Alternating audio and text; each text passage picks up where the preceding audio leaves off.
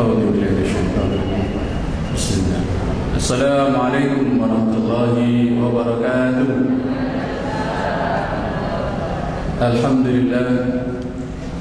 لله الذي أرسل رسوله بالهدى ودين الحق ليظهره على الدين كله وكفى بالله شهيدا.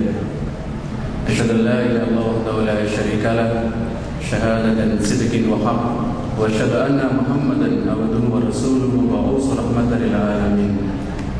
أعوذ بالله من الشيطان الرجيم. بسم الله الرحمن الرحيم. ربي أوزعني أن أشكر نعمتك التي أنعمت علي وعلى والدي وأن أعمل صالحا ترضاه وأدخلني برحمتك في عبادك الصالحين. وقال أيضا: قوا أنفسكم وأهلكم نارا. اللهم صل على سيدنا محمد وعلى آل سيدنا محمد كما صليت على سيدنا إبراهيم وعلى آل سيدنا إبراهيم في العالمين إنك حميد مجيد. Ikhwah fillah rahmatullah, bapak-bapak, ibu-ibu, adik-adikku semuanya yang saya cintai karena Allah, para pendengar radio FM yang dirahmati Allah, segala puja dan puji hanya milik Allah.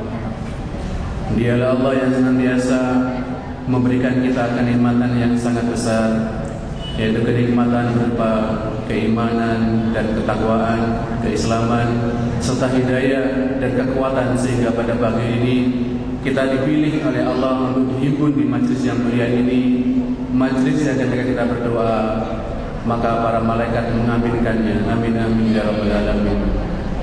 Salawat dan salam semoga senantiasa tercurahkan kepada khutbah hasanah kita, teladan kita terbaik sepanjang masa. Beliau adalah Rasulullah Muhammad SAW, keluarganya, para sahabat dan seluruh umatnya yang tak istiqomah di jalan dakwah hingga akhir zaman nanti. Bapak Ibu jamaah pengajian akad pernikahan yang dirahmati Allah, sebelum pengajian kita mulai, mari kita sama-sama awali kajian ini dengan bersama-sama membaca Al-Quran. Ala diniyati ridwanillahi wa syafa'ati Rasulullah sallallahu alaihi wasallam. Lahul Fatihah. A'udzu billahi minasy syaithanir rajim. Bismillahirrahmanirrahim. Alhamdulillahi rabbil alamin. Ar-Rahmanir Rahim. Maliki yaumiddin. Iyyaka na'budu wa iyyaka nasta'in. Ihdinas siratal mustaqim. Siratal ladzina an'amta 'alaihim ghairil maghdubi 'alaihim waladdallin. Amin amin ya rabbal alamin. Selanjutnya mari kita sama-sama mendengarkan kajian Rabbani, yaitu pembacaan ayat suci Al-Quran yang akan dibacakan oleh akhina Muhammad Isna ini kepada beliau. Waktu dan tempat kami silakan. Assalamualaikum warahmatullahi wabarakatuh.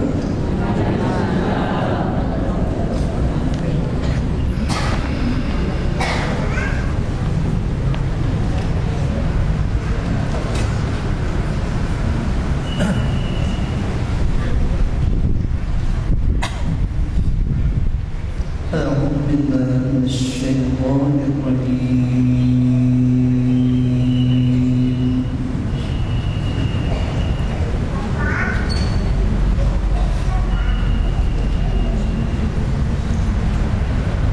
بسم الله الرحمن الرحيم.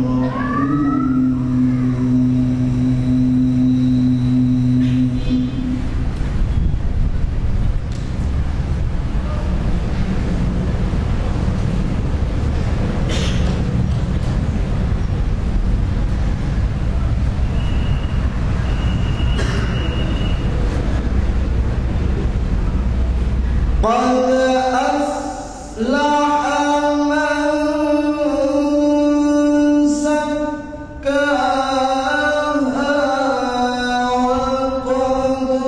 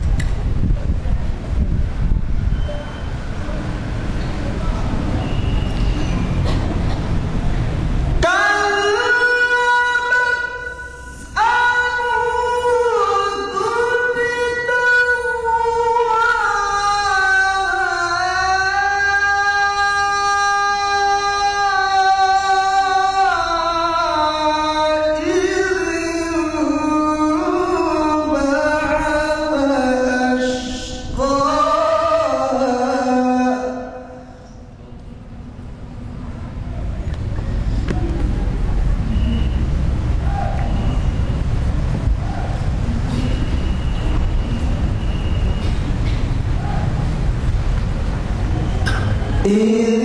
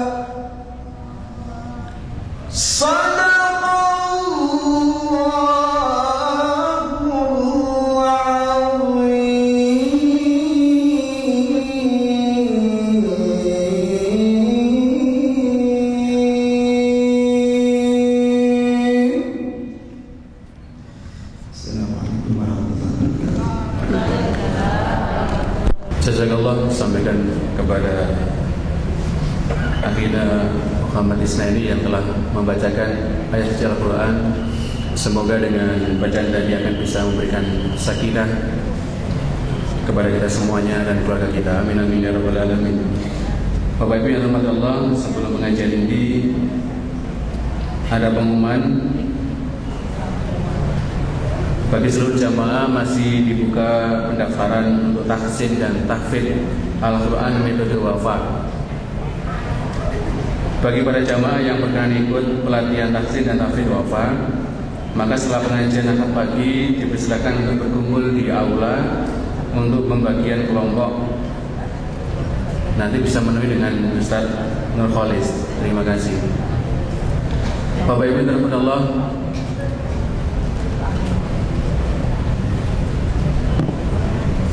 mari kita sama-sama istighfar sebelum kita menyampaikan Ustaz yang akan mengisi pada pagi hari ini menyampaikan tausiahnya.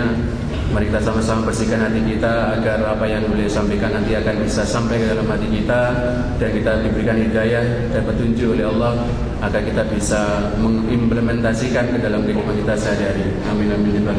Bapak Ibu, mari kita sama-sama simak tausiah yang akan disampaikan oleh Ustaz Haji Nuruddin Al-Indonesia yang berasal dari Jakarta. Insya Allah pada pagi hari ini tausiahnya dengan tema rehab hati pasca Ramadan. Kepada Al-Ustaz Haji Nuruddin Al-Indonesia, waktu dan tempat kami persilakan. A'udzubillahi minasyaitonirrajim. Bismillahirrahmanirrahim. Saya mulai dengan salam terindah dan termegah, sebuah salam dari surga. Assalamualaikum warahmatullahi wabarakatuh. Alhamdulillah, nahmaduhu wa nasta'inuhu wa nastaghfiruh wa na'udzu billahi min shururi anfusina wa min sayyiati a'malina. May yahdihillahu fala mudilla lahu wa may yudlil fala hadiya lahu. Asyhadu an la ilaha illallah wahdahu la syarika lahu wa asyhadu anna Muhammadan abduhu wa rasuluh la nabiyya ba'dah. Alhamdulillah, segala puji hanya milik Allah Azza wa Jalla yang telah memberikan kenikmatan kepada kita semuanya, Bapak dan Ibu semuanya, adik-adik, kakak-kakak, para asatiz, ayahanda dan bunda. Pagi ini kita bisa menikmati salah satu rutinitas harian kita sebagai mukmin untuk berzikir kepada Allah Subhanahu wa taala, mengingat dan bersyukuri nikmat-nikmatnya. Allah Azza wa Jalla yang telah mengundang kita semuanya di sini, yang telah menakdirkan kita semua di sini, yang telah memberi kekuatan taufik dan hidayah kepada kita untuk hidup di sini, untuk terus-menerus menambah hasanah keilmuan kita agar kita mampu bersyukur dan bersiap-siap untuk pulang. Allah Subhanahu wa taala yang telah memberikan kekuatan kepada kita semuanya untuk senantiasa taat kepadanya, untuk senantiasa melaksanakan tugas-tugasnya sebagai hamba. Salawat dan salam mudah-mudahan selalu Allah limpahkan, Allah curahkan kepada junjungan kita Nabi besar Muhammad sallallahu alaihi wasallam, kepada seluruh keluarganya, kepada orang-orang tercintanya, para sahabat sahabiyahnya, generasi tabi'in tabi'ut tabi'at, dan seluruh ahlul baitnya. Mudah-mudahan sampai juga kepada kita sebagai umatnya di akhir zaman ini. Mudah-mudahan kita termasuk umatnya yang lurus, umatnya yang diridhoi, umatnya yang dinanti oleh beliau sallallahu alaihi wasallam di telaganya Al-Kautsar, dan meneguk nikmatnya air tersebut sehingga hilanglah rasa haus kita untuk selama-lamanya. Amin ya Allah ya rabbal alamin. Setelah memuji syukur kepada Allah Subhanahu wa taala dan salawat kepada Nabi kita tercinta sallallahu alaihi wasallam, saya ingin mengucapkan ahlan wa sahlan, selamat datang kepada seluruh mukminin mukminah yang datang dari berbagai tempat ke masjid ini.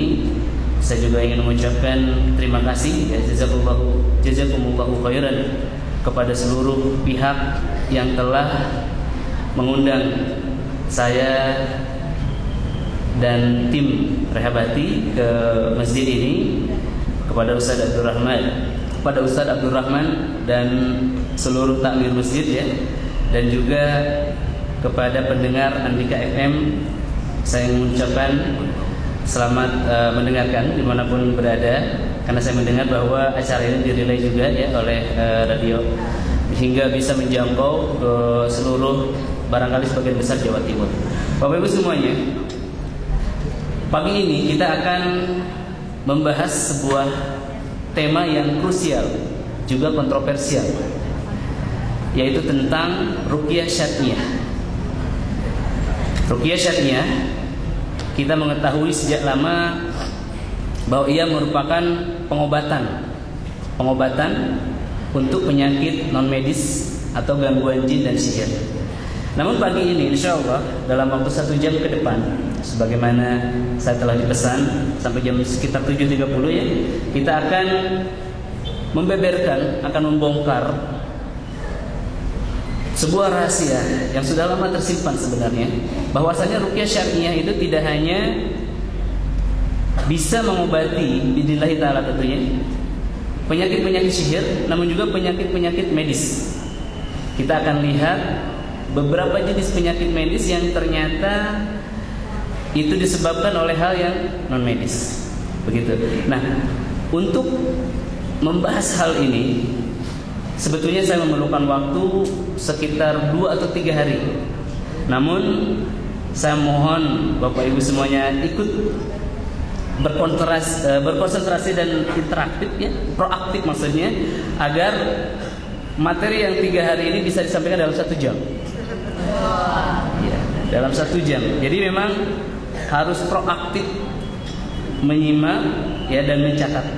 Nanti barangkali yang tidak paham bisa ditanyakan, karena insya Allah acara ini akan dilanjutkan sampai zuhur, gitu. Sampai zuhur. Insya Allah mudah-mudahan setidak-tidaknya ada satu hal yang bisa dibawa pulang, bahwasanya Al-Quran yang ada di rumah kita selama ini mampu menyembuhkan berbagai penyakit, bahkan tidak hanya menyembuhkan ya, namun mengubah keseluruhan hidup kita. Rehabati, yang mana saya adalah pembinanya, merupakan sebuah yayasan atau lembaga yang selama beberapa tahun ke belakang mengadakan pelatihan ruqyah. Jadi tidak hanya meruqyah atau ruqyah massal, namun juga melakukan training bagaimana umat bisa merasakan atau mengetahui ya bagaimana dahsyatnya Al-Quran terhadap kesembuhan. Ya. Semalam saya cek di Google dan saya ketemu logonya IKADI ya, yang di situ ada moto menebar Islam rahmatan lil alamin.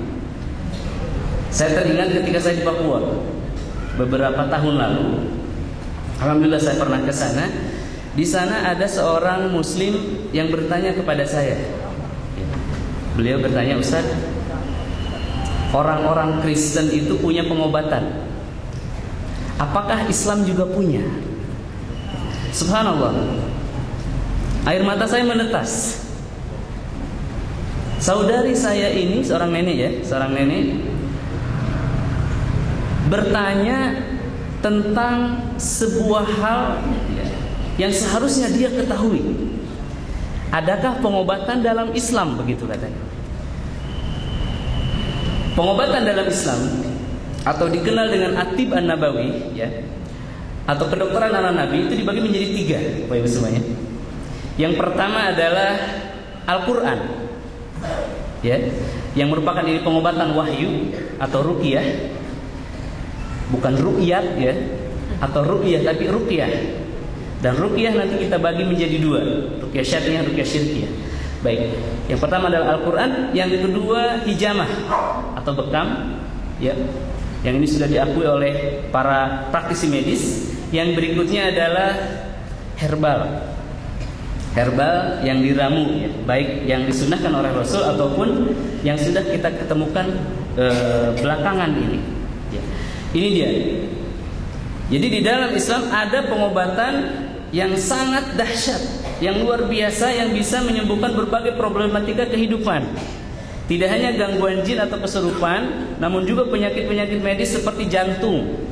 Ada yang punya sakit jantung, jantung koroner, ya, atau berbagai penyakit di dalam dada, ada paru, bahkan lambung, sakit kepala, ya, banyak sekali, sampai kepada kanker. Ini dia. Nah, untuk mengetahui bagaimana menciptakan atau mengkreasikan, ya, atau meramu Al-Quran ini agar menjadi obat yang dahsyat, kita memerlukan beberapa tahapan. Di layar bisa Bapak Ibu lihat, yang bisa yang terjangkau, ya, yang maksudnya yang bisa melihat. Saya rasa layarnya kurang terang ini. Pertama, kita harus memahami dulu tentang konsepnya, tentang dalil-dalilnya, ya, di tahapan pertama. Yang kemudian kita harus mengetahui tentang tazkiyatun nufus yang merupakan 70% dari keberhasilan pengobatan ini. Dan kemudian kalau perlu kita harus demonstrasikan agar Bapak Ibu yakin. Nanti saya undang yang sakit satu orang, ya, bagaimana Al-Quran bekerja melakukan penyembuhan, begitu, ya. Kemudian selanjutnya Bapak Ibu diajak untuk praktik, begitu, ya, melakukan sendiri. Kemudian selanjutnya audiens peserta nanti diajar atau dilatih agar dia mau dan mampu untuk melakukan pengobatan sendiri. Ya, begitu, ya. Jadi kalau digambarkan, ya, ketika kita sakit, ya, maka pertama kita harus mengetahui tentang hakikat sakit itu sendiri, ya. Kita harus mengetahui dalil-dalilnya secara definitif, ya. Kemudian kita juga harus mengerti secara hakikat dan langsung merasakannya, mensimulasikan pada dirinya, ya. Kemudian kita juga harus mulai melakukan terapi, ya, melakukan terapi mandiri dan hijrah. Barulah nanti akan tergapai kesembuhan yang hakiki. Dalam ruqyah syariah, pada kenyataannya, ya, ternyata tidak hanya dibaca-baca, ditiup dan selesai. Barangkali Bapak Ibu melihat ruqyah di TV dibacakan lalu sembuh, atau mendengar cerita dibacakan lalu sembuh, hanya berapa menit lalu sembuh. Pada kenyataannya tidak demikian. Ada beberapa penyakit yang tidak sembuh dalam satu kali ruqyah. Barangkali ada yang sudah bosan di ruqyah tapi belum sembuh-sembuh. Namun biasanya orang-orang yang demikian terus mencari ruqyah yang kuat, yang strong, yang powerful. Bagaimana meramunya? Di sini kita bahas, ya. Untuk menciptakan ruqyah yang powerful atau yang kuat, pertama kita harus mempersiapkan jiwa kita dulu. Begitu. Yang pertama, ternyata indikator terbanyak untuk menggapai kesembuhan itu adalah tazkiyatun nufus, yaitu pembersihan jiwa kita dari kotorannya. Ini sebanyak sekitar 70%. Dan kemudian terapi Al-Qur'annya sekitar 5%, ya. Kemudian nanti setelah terapi ruqyah mandirinya 15%, dan yang terakhir adalah hijrah. Hijrah ini melakukan perubahan, ya. Perubahan dari kehidupan yang sebelumnya ke kehidupan yang lebih baik. Maksudnya dari kegelapan menuju cahaya, ya. Dari ritual-ritual sebelumnya ke ritual yang lain. Karena memang keadaan spiritual sebelumnya tidak membuat dia sehat, atau ternyata membuat dia sakit. Ya, baik. Yang pertama, 70% daripada tazkiyatun nufus ini terkait pengobatan nafsu kita, ya. Dalam diri kita, Bapak Ibu semuanya, terdiri dari 3 bagian. Ada jasad, ada jiwa, dan ada ruh. Ketika kita merasakan sakit, yang sakit itu bisa jadi jasad, bisa jadi jiwa kita. Makanya kita mengenal ada penyakit jiwa. Ada orang yang sakit jiwa, badannya merasa sakit tapi dokter tidak menemukan penyakit. Itu namanya adalah sakit jiwa, begitu, ya. Jadi ketika ibu pergi ke dokter, lalu dokter mengatakan, oh ini penyakitnya tidak ada, atau hanya lelah saja, itu adalah penyakit yang terjadi pada dada kita, pada jiwa kita. Selain jiwa, dalam tubuh kita ada namanya ruh, ya. Jiwa dan ruh adalah 2 hal yang berbeda. Saat manusia meninggal, Maka yang mati itu jiwa apa ruh? Jiwa. Baik. Ruhnya kemana Pak? Ruhnya berpindah ke alam barzah. Ya, alhamdulillah semuanya sudah sepakat. Artinya memang ada perbedaan antara ruh, jasad dan jiwa. Nah, yang sakit Bapak Ibu semuanya adalah jiwa manusia. Bagaimana untuk membersihkan jiwa ini? Tidak ada kata lain, ya. Dalam kaidah Islam, cara membuat jiwa kita menjadi sehat kembali adalah dengan tazkiyatun nufus atau tazkiyah an-nafs. Ya. Nah, bagaimana melakukan tazkiyah an-nafs ini? Pertama kita harus memahami dulu apa tazkiyah an-nafs itu sendiri. Ya. Di dalam Al-Quran kita akan menemukan beberapa kali kata tazkiyah ini. Salah satunya dalam surah Al-Jumu'ah ayat 2, ya, dan juga dalam surah Asy-Syams. Dalam surah Al-Jumu'ah ayat 2 di situ dikatakan bahwa Rasulullah SAW diturunkan kepada masyarakat jahiliyah Arab, ya, sebagai nabi yang ummi. Ini bertujuan untuk mensucikan jiwa mereka, ya, sebagai yuzakihim. Kemudian dalam surah Asy-Syams, ya, kita juga mengetahui Allah Subhanahu wa taala berfirman. Insyaallah kita semua hafal tentang surah Asy-Syams ini. Setiap pagi saat duha kita baca, ya. Di situ ada sebuah ayat yang mengagumkan. Seluruh daripada Al-Quran yang mengagumkan. Namun ini ada hal yang istimewa. Bapak Ibu semuanya masih ingat surahnya? Ya, a'udzubillahi minasyaitonirrajim. Bismillahirrahmanirrahim. Wasyamsi wa duhaha wal qamari idza talaha wan nahari idza jallaha. Terus wal laili idza yaghshaha was samaa'i wa ma banaha wal ardi wa ma tahaha wa nafsin wa ma sawwaha fa alhamaha fujuraha wa taqwaha. Selanjutnya, qad aflaha man zakkaha. Ya, di dua ayat terakhir ini Bapak Ibu semuanya, setelah Allah Subhanahu wa taala bersumpah di beberapa ayat sebelumnya, ya, wasyamsi wa duhaha, demi matahari yang bersinar pagi hari, ya, wal qamari idza talaha, demi bulan yang menerangi, ya. Kemudian wal laili idza yaghshaha, demi malam, wan nahar, demi siang, kemudian was sama, demi langit, wal ardi, demi bumi, kemudian wa nafsi wa masawwaha, demi jiwa dan penyempurnaannya. Nah, ini ya, nafs. Kemudian fa'alhamaha fujuraha wa taqwaha. Sesungguhnya dalam jiwa manusia itu ada kecenderungan fujur dan takwa. Fujur ini sifat ingkar, dan takwa sifat takwa, ya, taat. Jadi dalam jiwa manusia itu ada fujur dan takwa. Ada dua hal yang saling bertentangan dan saling melawan. Kemudian Allah berfirman di ayat selanjutnya, qad aflaha man zakkaha, dan beruntunglah orang-orang yang mensucikannya. Makanya kita sering mendengar bahwa tidak ada manusia yang tidak berdosa, gitu ya. Hanya beruntung manusia yang bertaubat daripada dosanya. Ini dia. Di sini Bapak Ibu semuanya, Allah Subhanahu wa taala mengatakan memang pada jiwa manusia itu ada dua kemungkinan. Bisa ingkar, bisa takwa. Dan beruntung orang-orang yang mensucikannya. Qad aflaha man zakkaha wa qad khaba man dasaha, dan merugilah orang-orang yang mengotori. Itu dia. Nah, ini yang disebut dengan nafs atau jiwa manusia yang harus disucikan, karena memang dia bisa kotor. Kira-kira dengan apa jiwa bisa menjadi kotor? Dengan maksiat, betul, ya. Dengan dosa-dosa. Setiap tetes, ya, setiap dosa akan menjadi titik hitam di dalam diri kita, ya.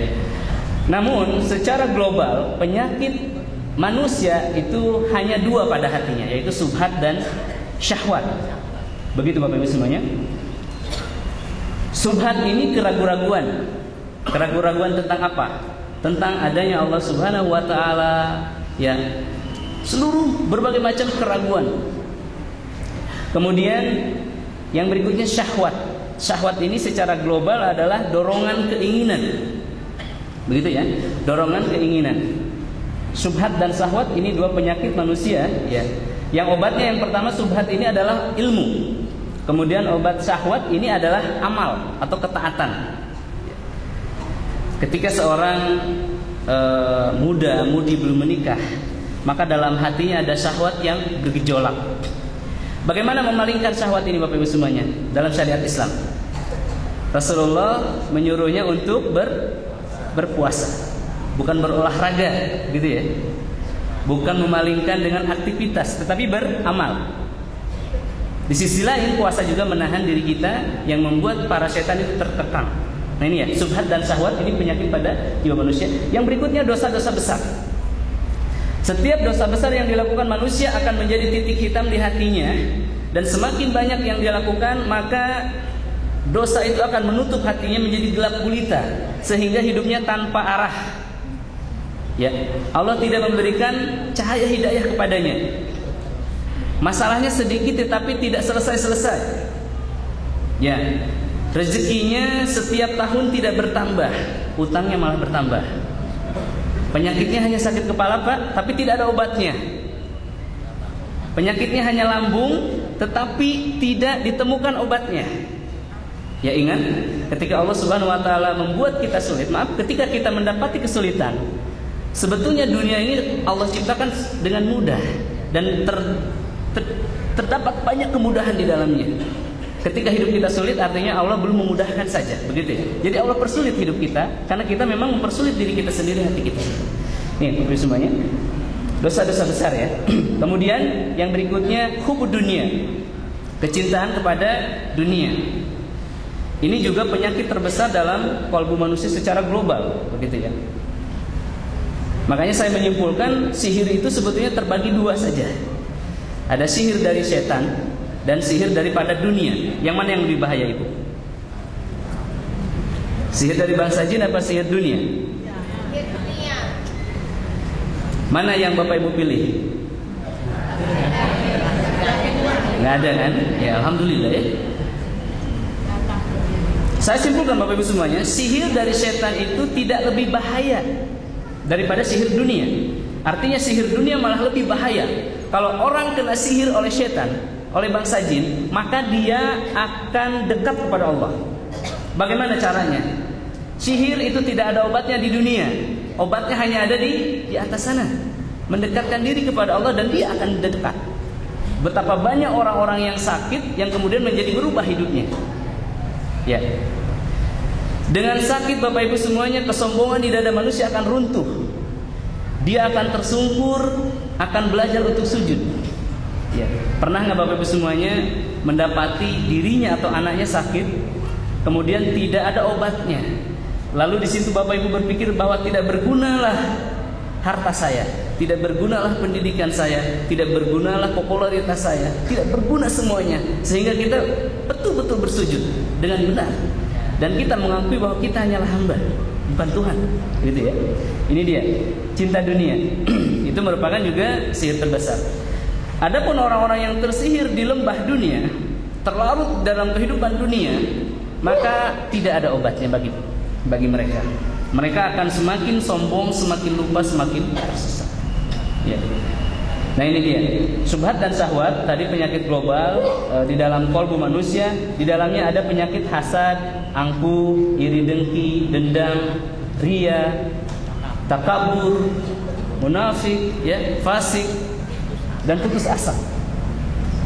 Nah, Bapak semuanya, ini adalah penyakit-penyakit yang terdapat dalam kalbu manusia yang pertama harus dikeluarkan sebelum diterapi dengan Al-Quran, begitu ya tujuannya.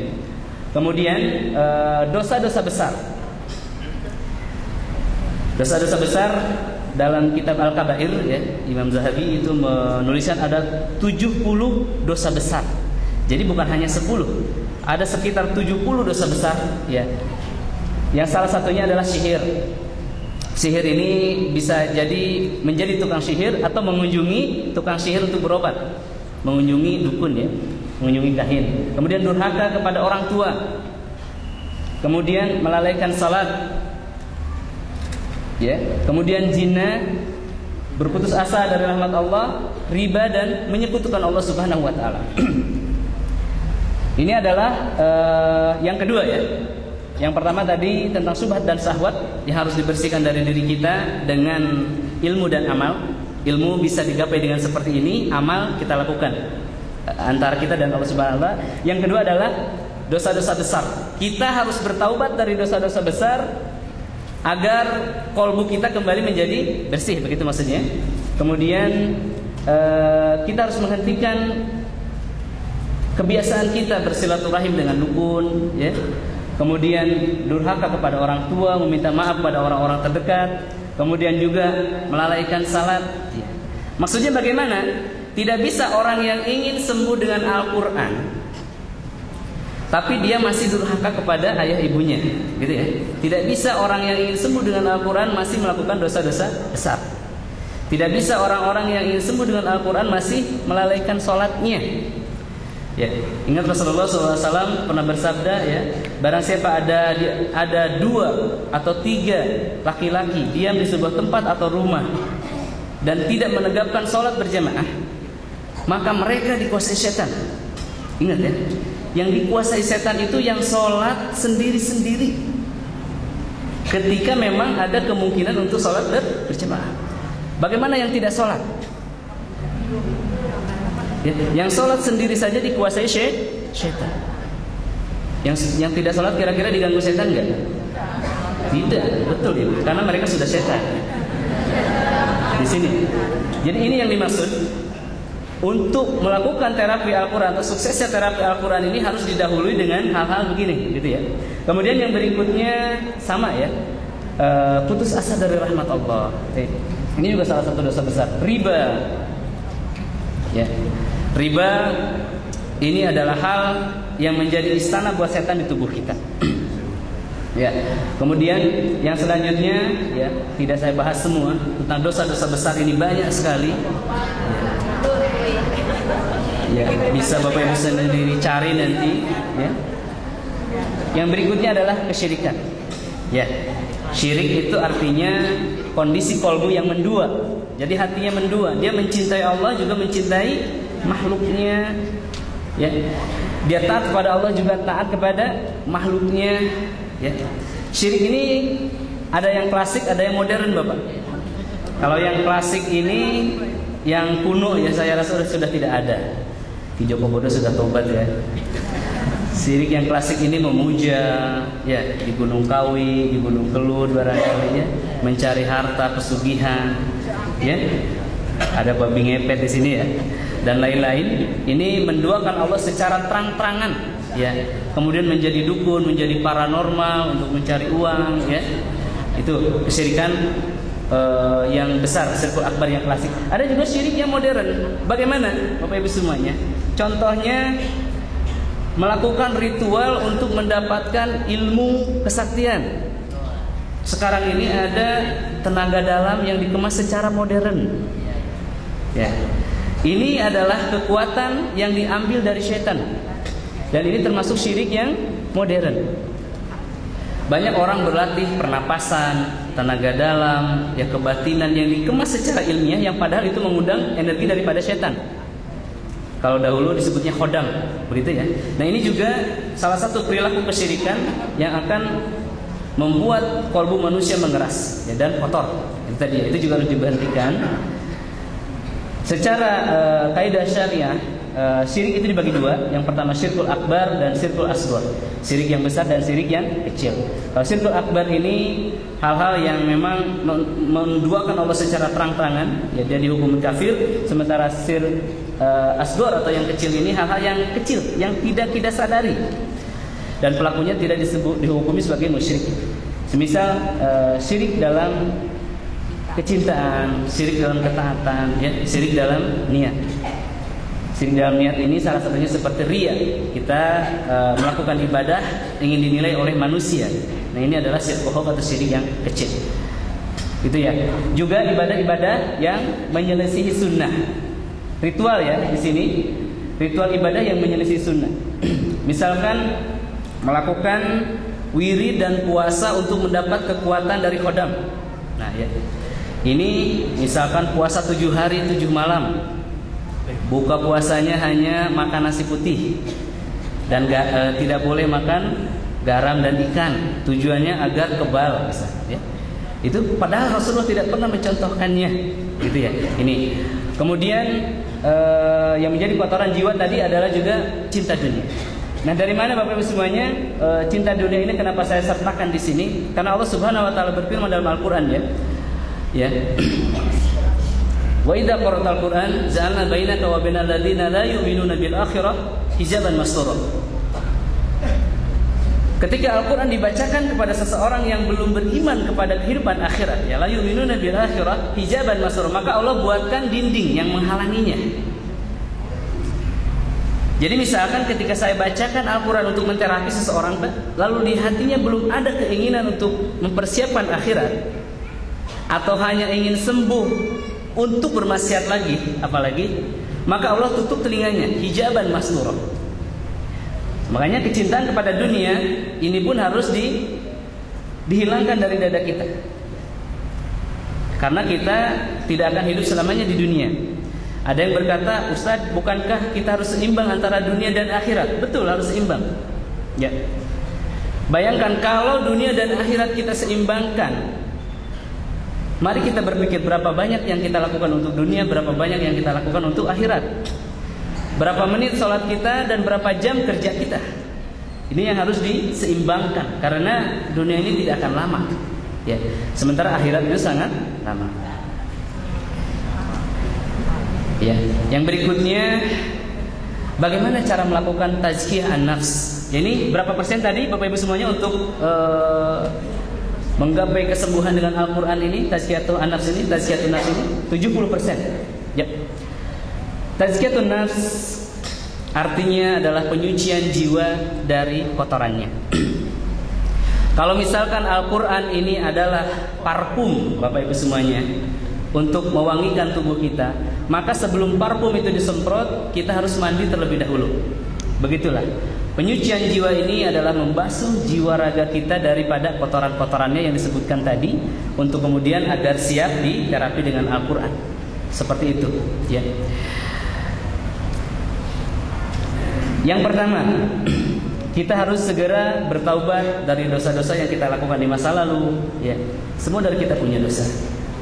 Kemudian